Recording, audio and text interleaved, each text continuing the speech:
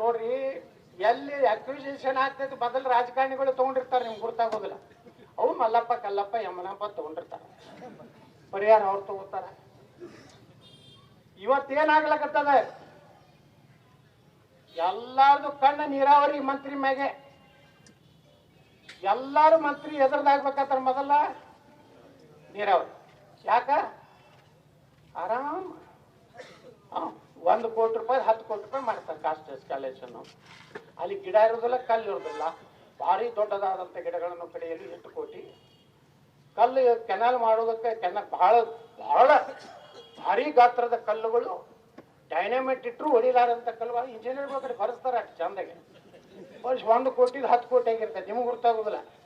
ಅದೇನು ಕಾಸ್ಟ್ ಎಸ್ಕಾಲೇಷನ್ ಸೇರ್ತಾರ, ಹಿಂದಗಡೆ ಸೇರ್ತಾರ. ಟೆಂಡರ್ನಾಗ ಒಂದೊಂದು ಕಡೆ ಅಂತೂ ಕೆನಾಲ್ಗಳಂತೂ ಮಾಡ್ಲಾರ್ದೇನೆ ಹೊಡೆದಾರ. 500-600 ಕೋಟಿ ರೂಪಾಯಿ ಹೊಡೆದಾರ. ಏನು ಮನುಷ್ಯತ್ವ ಇದ್ದಲ್ಲಿ ರೊಕ್ಕರಿಗೆ ಎಂಟ್ರಿ ಮಾಡ್ತಾರೆ ಇವರು. ಇವರೆಲ್ಲ ಭ್ರಷ್ಟಾಚಾರ ಮಾಡಿದ್ ನೋಡಿದ್ರೆ ನಾನು ಆತ್ಮಸಾಕ್ಷಿ ಹೇಳ್ತೀನಿ, 10 ಆಲಮಟ್ಟಿಯನ್ನು ಯೋಜನೆ ಮಾಡ್ಬೋದಾಗಿತ್ತು. ಬರೇ ಇಂಜಿನಿಯರು, ಚೀಫ್ ಇಂಜಿನಿಯರು, ಮಿನಿಸ್ಟರ್ಗಳು ಶ್ರೀಮಂತರಾದ್ರು, ರೈತರನ್ನ ಬರೇ ಇನ್ನಾನು ನಾವು ಹೋರಾಟ ಮಾಡೋದು. ಯಾವ ಪಕ್ಷ ಗೀಕ್ಷ ಇದು ಬಿಟ್ಟು ಬಿಡ್ರಿ, ಪಕ್ಷ ರಾಜಕಾರಣ ಇದಕ್ಕೆ ಸಂಬಂಧ ಇಲ್ಲ. ಮೊದಲು ನಮ್ಮ ದೇಶ, ನಮ್ಮ ರೈತರ ಹತ್ರ ನಾವು ಎಲ್ಲಿವರೆಗೆ ತಿಳ್ಕೋದಿಲ್ಲ, ಈ ದೇಶ ಉದ್ಧಾರ ಆಗ್ಲಿಕ್ಕೆ ಸಾಧ್ಯ ಇಲ್ಲ. ರೈತರನ್ನ ಎಲ್ಲರೂ ಹೇಳೋದು, ನಾ ರೈತನ ಮಗ, ನಾ ಮಣ್ಣಿನ ಮಗ, ನಾ ರೈತರಿಗಾಗಿ ಪ್ರಾಣ ಕೊಡ್ತೀನಿ. ಏನು ಪ್ರಾಣ? ಯಾವ ಮಗ ಬೇಕಾಗಿತ್ತು ಪ್ರಾಣ? ನೀವು ಲೂಟಿ ಮಾಡ್ಲಾರ್ದೆ ಪ್ರಾಮಾಣಿಕವಾಗಿ ಕೆಲಸ ಮಾಡಿಬಿಟ್ರೆ ಸಾಕು, ನಿಮ್ಮ ಪ್ರಾಣನೇ ಬೇಡ. ಯಾಕಂದ್ರೆ ಬಂಗಾರದ ನಮ್ಮ ಹೆಸರು ಪೈಲ್ರ ಮೇಲೆ ಹೇಳ್ತಾರೆ, ನಾವು ಬಂಗಾರದಿಂದ ತೂಗಿ ಹೇಳ್ತಾರೆ. ತೂಗಿ ಏನು ಮಾಡು? ಒಂದು ಇವು ಯಾರನ್ನ ಇಂದಿರಾ ಗಾಂಧಿ ಯಾರು ಅವ್ರನ್ನ ಬಂಗಾರದಿಂದ ತೂಗ್ಲಕ್ಕೆ ಹೋಗಿ ಮತ್ತೆ ಬಂಗಾರ ಉಳಿತತ್ತ. ಅದಕ್ಕೆ ನೀವು ಹಿಂಗಪ್ಪನವ್ರನ್ನ ಒಂದು ತೂಗಿಬಿಟ್ಟಿರ್ತಾವ.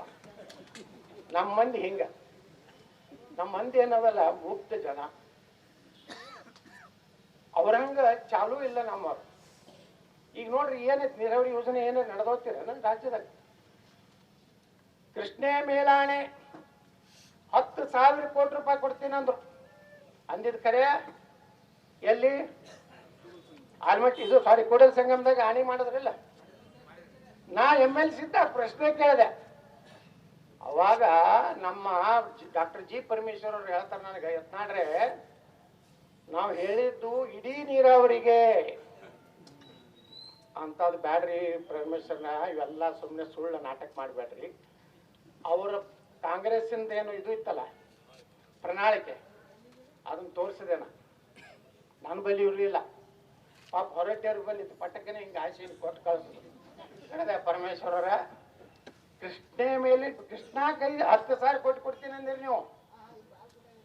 ಇದು ಸುಳ್ಳು ಯಾಕೆ ಹೇಳ್ತೀವಿ?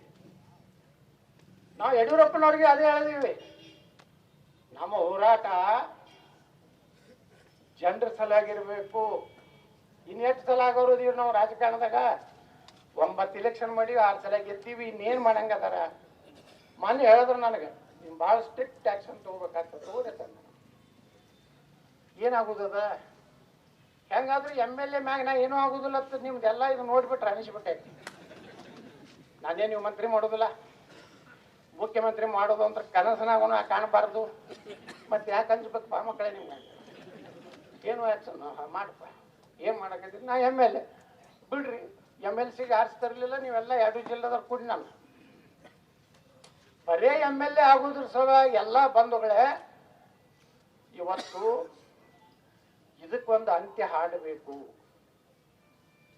ನಾವೆಲ್ಲರೂ ಆತ್ಮಸಾಕ್ಷಿಯಾಗಿ ರಾಜಕಾರಣಿಗಳು ಸುಮ್ಮನೆ ನಾಟಕ ಮಾಡೋದು ಬೇಡ. ಅವ್ರಿಗೆ ಬೈಬೇಡ್ರಿ, ಇವ್ರಿಗೆ ಬೈಬೇಡ್ರಿ, ಹಂಗನ್ಬೇಡ್ರಿ, ಹಿಂಗನ್ಬೇಡ್ರಿ ಅಂದ್ರೆ ಮತ್ತೆ ಹೋರಾಟ ಎದಕ್ಕೆ ಮಾಡ್ತೀರಿ? ಬಿಟ್ಟು ಮನ್ಯಾಗ ಕುಂಡ್ರಿ.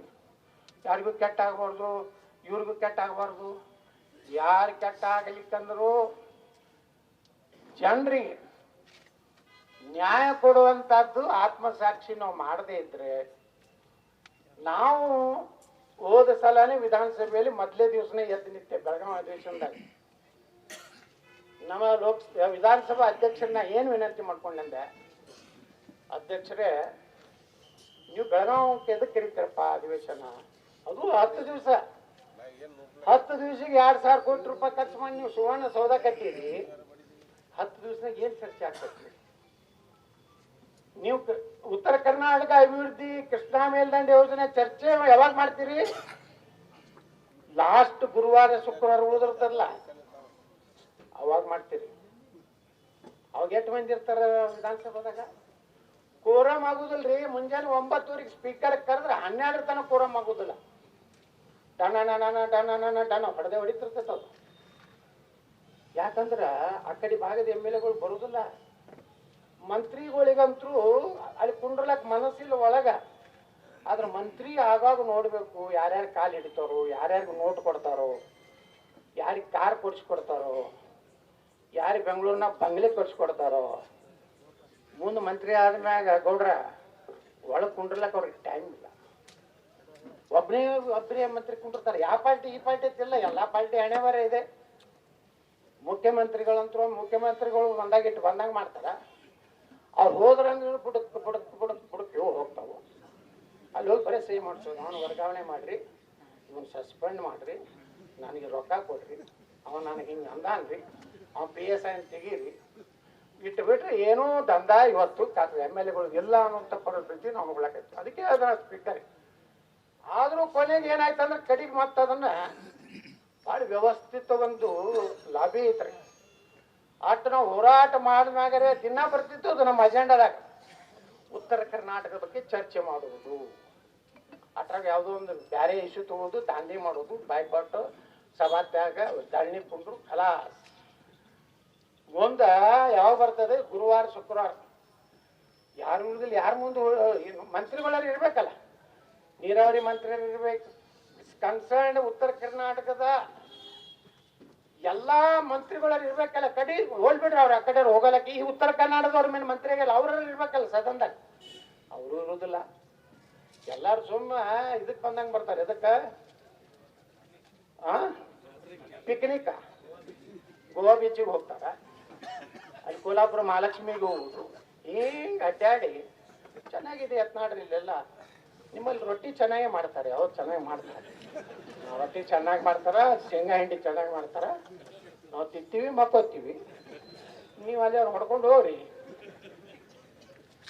ಈ ರೀತಿ ಪರಿಸ್ಥಿತಿಯನ್ನ ನಿಜವಾಗಿನೂ ಇವತ್ತು ರೈತರ ಬಗ್ಗೆ ನಾವು ಮಾತಾಡೋದಾದ್ರೆ ನಾಳೆ ನೋಡೋಣ. ನಾವೇ ವಿಧಾನಸಭೆಯಲ್ಲಿ ಚರ್ಚೆಗೆ ತಗೊಳಕ್ಕೆ ಈಗ ಪತ್ರ ಬರ್ದೀನಿ, ಮತ್ತೆ ಸ್ಪೀಕರ್ ಪತ್ರ ಬರ್ದೀನಿ, ಮೊದಲೇ ದಿವಸದಿಂದಲೇ ಚರ್ಚೆ ಆಗಬೇಕು. ಆದರೆ ಇವ್ರು ಕೊಡ್ತಾರನ್ನೋಂಥದ್ದು ಗ್ಯಾರಂಟಿ ಇಲ್ಲ. ಬಂದವರು ನಾವು ನೀವು ಎಷ್ಟು ಒಕ್ಕಟ್ಟಾಗಿ ಪ್ರತಿ ಅಧಿವೇಶನ ಬಂದಾಗ ನಿಮ್ಮ ಎಲ್ಲ ನಾಯಕರು ಎಲ್ಲೇನು ವೇದಿಕೆ ಮೇಲೆ ಅದಾರಲ್ಲ ಎಲ್ಲರೂ ಬಂದಿರ್ತಾರೆ. ಒಂದೊಂದು ವಾರಗಟ್ಟಲೆ ಬೆಂಗಳೂರಿನಾಗ ನಿಂತು ನಮ್ಮ ಪ್ರತಿಯೊಂದು MLAಗಳಿಗೆ ಭೇಟಿಯಾಗಿ, ಮಂತ್ರಿಗಳಿಗೆ ಭೇಟಿಯಾಗಿ, ಅವ್ರನ್ನ ಕನ್ವಿನ್ಸ್ ಮಾಡಿ ಇದ್ರ ಬಗ್ಗೆ ಅವರು ಪ್ರಾಮಾಣಿಕ ಪ್ರಯತ್ನ ಮಾಡ್ಕೋತ ಬಂದಾರೆ. ಅದು ನಮ್ದೇನಾಗಿದೆ ಅಂದ್ರೆ ದುರ್ದೈವ ಅಂದ್ರೆ ನಾವು ಸ್ಟ್ರಾಂಗ್ ಆಗಿ ಮಾತಾಡೋದು ಎಲ್ಲಿವರೆಗೆ. ಇನ್ನು ಬರೀ ರಾಜೀನಾಮೆ ಕೊಡೋದು. ಏನು ರಾಜೀನಾಮೆ ರೀ? ರಾಜೀನಾಮೆ ಕೊಡ್ತಾರೆ ಯಾರನ್ನ ಹೇಳ್ರಿ ನೋಡೋಣ. ಯಾರು ರಾಜೀನಾಮೆ ಕೊಟ್ಟಾರ ಇಲ್ಲಿ ತನ? ಈ ದೇಶ ಸ್ವಾತಂತ್ರ್ಯ ಸಿಕ್ಕ ಮ್ಯಾಗ ಆಲ್ಮಟ್ಟಿ ವಿಚಾರದಾಗ ರೈತರ ಸಲುವಾಗಿ ರಾಜೀನಾಮೆ ಒಬ್ಬ MLA ಕೊಟ್ಟಾನೇನ್ರಿ? ನಾವು ರಾಜೀನಾಮೆ ಕೊಟ್ಟ ಕೂಡ ನೀವು ಚಪ್ಪಾಳಿ ಹೊಡಿತೀರಿ, ಹೊಂಟ್ಬಿಟ್ರು. ಅವರು ಹೇಳಿಲ್ಲ ರಾಜೀನಾಮೆ ಕೊಡ್ತೀನಿ ಅಂತ ಹೇಳಿ. ಮುಂದೆ ಅಲ್ಲಿ ಏನ್ ಮಾಡ್ತಾರೆ ಗುರುತೈತೆ, ಭಾಳ ಹುಷಾರಿರ್ತಾರ ಅವ್ರು. ನಮ್ದು ನಮ್ಮ ಕರ್ನಾಟಕ ಜನರಿಗೂ ಗುರ್ತೈತಿ, ಶ್ರೀಕಾಂತ್ ಕುಲಕರ್ಣಿ ಗುರ್ತೈತಿ. ಅಲ್ಲಿ ಏನ್ ಮಾಡ್ತಾರ, ಆ ಸಬ್ಜೆಕ್ಟೇ ಬರ್ಲಾರ್ದಂಗೆ ನೋಡ್ಕೊಂಡ್ ಬಿಡ್ತಾರ. ನೀವು ಯಾವ ರಾಜೀನಾಮೆ ಕೊಡೋರಪ್ಪ? ಅಯ್ಯೋ ಸಾರಿ ನಿಮ್ದು ಬರ್ಬೇಕಾಗಿತ್ತು, ಆದ್ರೆ ಏನ್ ಮಾಡ್ತೀರಿ, ಗಲಾಟೆ ಮಾಡಿಬಿಟ್ರು ವಿರೋಧ ಪಕ್ಷದವರು. ಕಲಾಸ್ ಮುಗೀತದ. ಮತ್ತು ರಾಜೀನಾಮೆ ಅದಕ್ಕೆ ಸುಮ್ಮನೆ ಯಾಕೆ ನಾಟಕ ಮಾಡ್ತಾರೆ? ನಾನಂತೂ ರಾಜೀನಾಮೆ ಕೊಡಿದ್ರು ನೋಡಪ್ಪ. ನೀವೇನು ಚಪ್ಪಾಳಿ ಹೊಡಿರಿ ಬಿಡ್ರಿ.